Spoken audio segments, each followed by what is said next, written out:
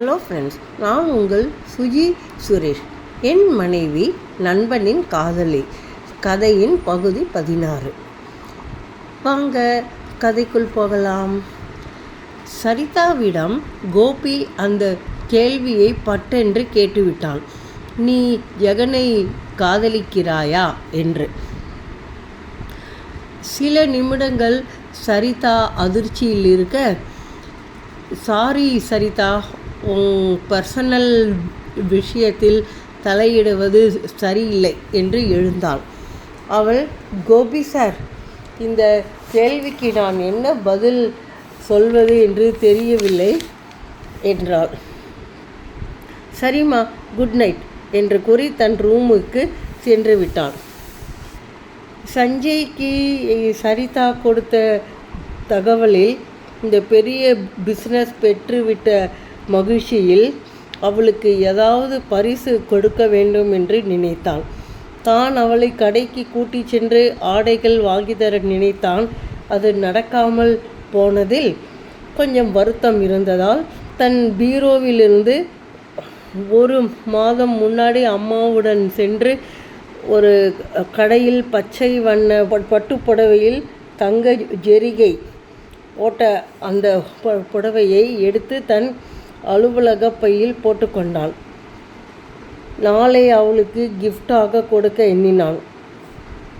அந்த சந்தோஷத்தில் தலையணியை கட்டி கனவு கொண்டே உறங்கினான். படுக்கையில் படுத்த சரிதா, ஜெகனை தான் விரும்புகிறோமா, இது காதலா இல்லை என்ன உணர்வு என்று தனக்குள் கேள்வி கேட்டு கொண்டிருந்தாள். மனம் குழப்பமாக இருக்கவே அவனுடன் பழகிய பேசிய நாட்களை மனத்திரையில் வரிசைப்படுத்தி கொண்டாள். சரியாக அம்மாவிடமிருந்து ஃபோன் வர அன்றைய நிகழ்வுகளை பகிர்ந்து கொண்டாள். அம்மாவிடம் தன் பாஸ் 2000 ரூபாய் எல்லாருக்கும் கொடுத்து துணிகளை வாங்கி கொள்வதை பற்றி கூற, அவள் தனக்கு வாங்கி கொள்ளாமல் அப்பா அம்மாவுக்கு வாங்கினதையும், ஜெகனுடன் சென்றதால் அவனுக்கும் ஒரு டிஷர்ட் வாங்கி கொடுத்ததையும் பகிர்ந்தாள். அப்பா அதை சகஜமாக எடுத்துக்கொண்டார். அம்மாவோ சரிதாவை திட்டி தீர்த்து விட்டாள். நீ எங்கள் முன்னாடி கொடுத்தால்தான் நல்லது, உனக்கு வயதாகிறதே தவிர விவரம் பத்தாதிடி என்று கடிந்து கொண்டாள். சரிதாவிற்கு என்ன செய்வது என்று தெரியவில்லை. அம்மா, சாரிம்மா, நான் இவ்வளோ அளவுக்கு யோசிக்கவில்லை, இனிமே ஜாக்கிரதையாக இருப்பேன் என்றார். அம்மாவும் சிறிது சமாதானமாகி, சரிடி தூங்கு, எதையும் போட்டு குழப்பிக்காதே என்று கூறி ஃபோனை வைத்தாள்.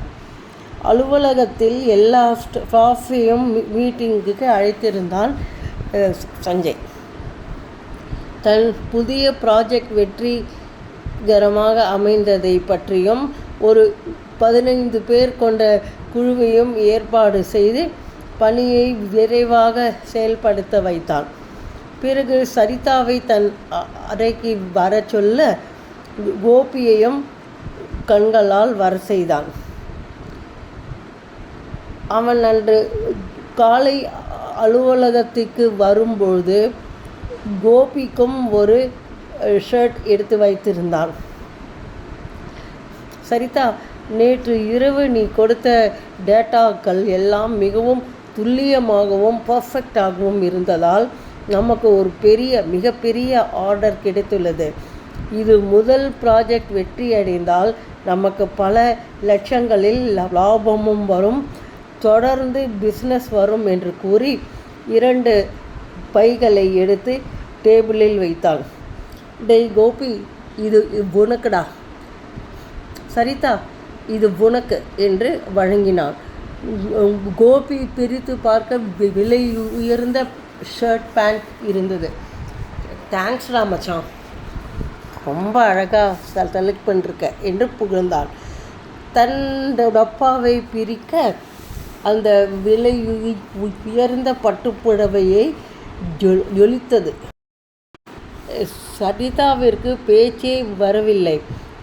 சார், எதுக்கு சார் இவ்வளவு காஸ்ட்லியாக என்று ஆச்சரியப்பட்டு விட்டாள்.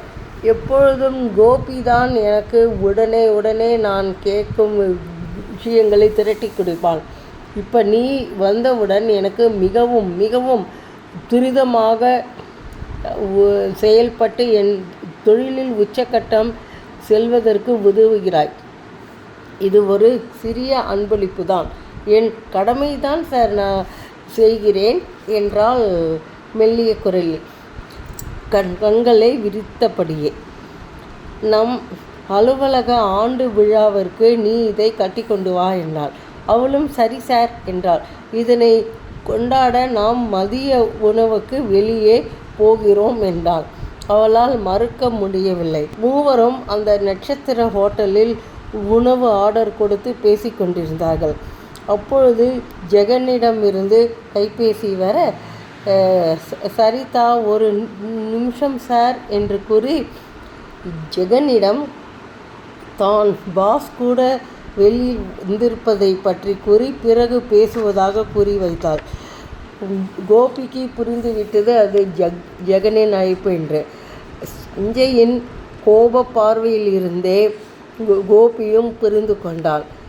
விரைந்து சஞ்சய் வாஷ்ரூம் செல்ல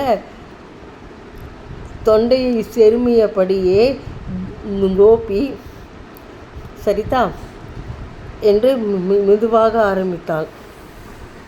அவனுடன் இருக்கும்போது நீ பர்சனல் கால் பேசாத, அது சஞ்சய்க்கு அறவே பிடிக்காது என்றான். அவளும் பயந்தபடியே,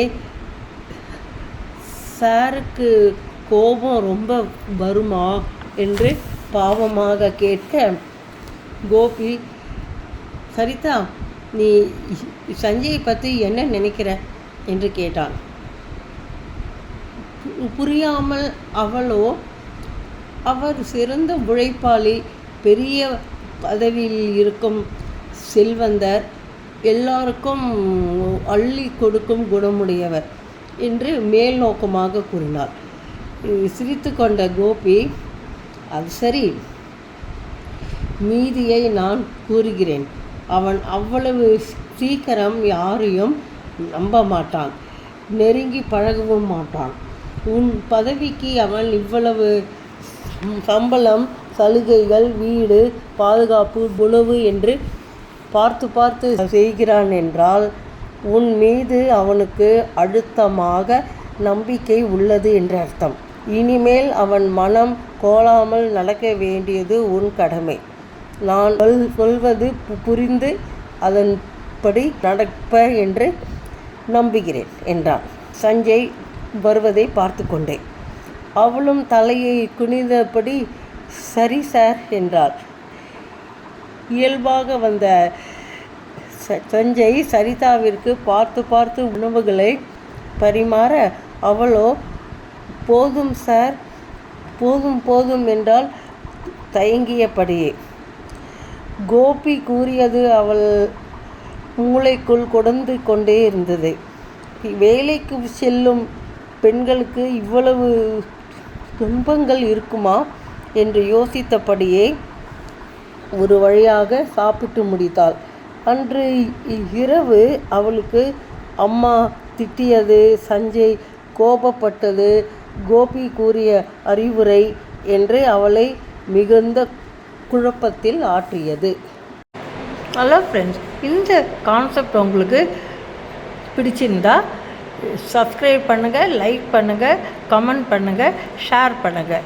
உங்களோட ஒவ்வொரு மோட்டிவேஷனும் தான் எனக்கு நல்ல கதைகளோடு உங்களுடன் இணைவதற்கு பாதை வகுக்கும். நன்றி, வணக்கம்.